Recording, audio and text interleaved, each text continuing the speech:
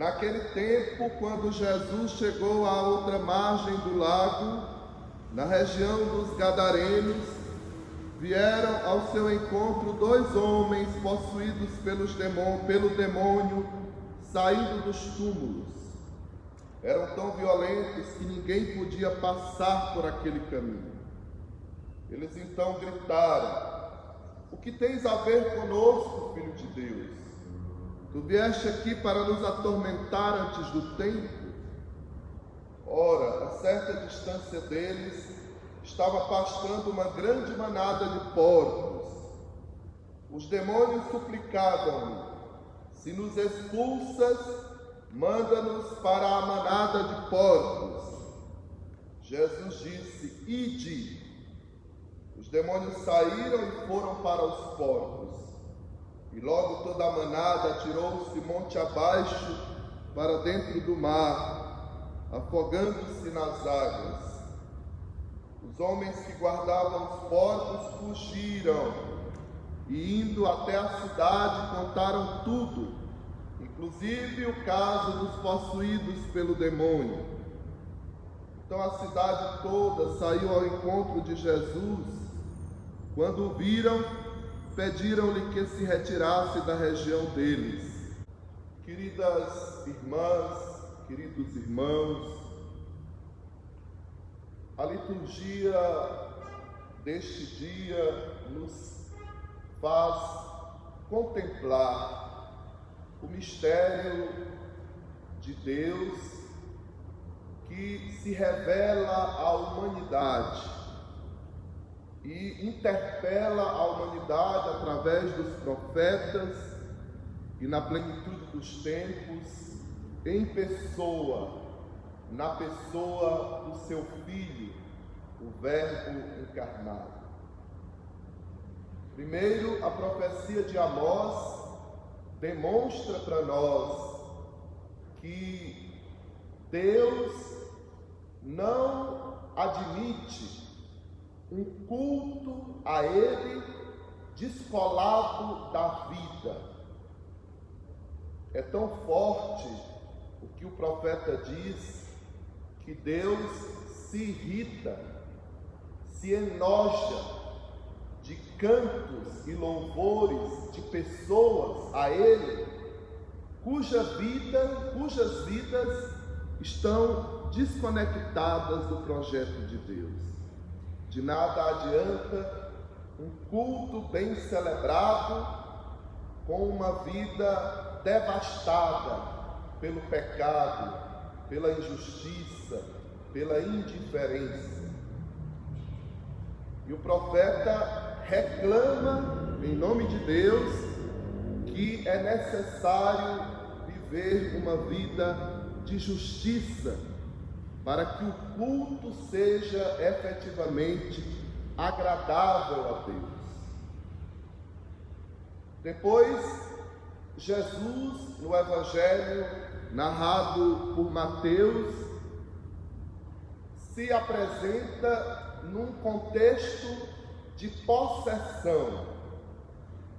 É importante que nós compreendamos que o mal existe realmente e ele pode possuir a pessoa, de tal modo que a pessoa perde a sua autonomia, a sua liberdade. Na literatura bíblica, sobremaneira do Novo Testamento, às vezes essas possessões indicam de fato um domínio do mal da pessoa sobre a pessoa, e às vezes são construções literárias organizadas para esclarecer a mensagem que Jesus é portador. E hoje nós estamos diante de 2 indivíduos que são agressivos porque são dominados por espíritos impuros, por espírito do mal. A situação deles é tão caótica que eles vivem como mortos em meio aos túmulos. A presença de Jesus evidencia a situação a ponto do espírito mau enunciar que Jesus está os ameaçando com a sua presença, ameaçando antes do tempo, diz o texto. Mas, diante da situação que aqueles dois viviam e do pedido do espírito impuro, Jesus declara que esse espírito saia. Ide. O espírito, a pedido dele, é conduzido para uma manada de porcos que se lança morro abaixo na direção do mar.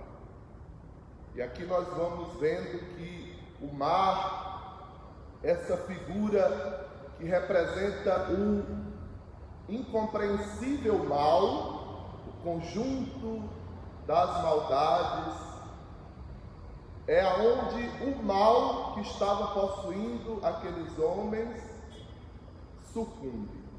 O mal sucumbe a si próprio, devora a si próprio. Diante daquela situação, Jesus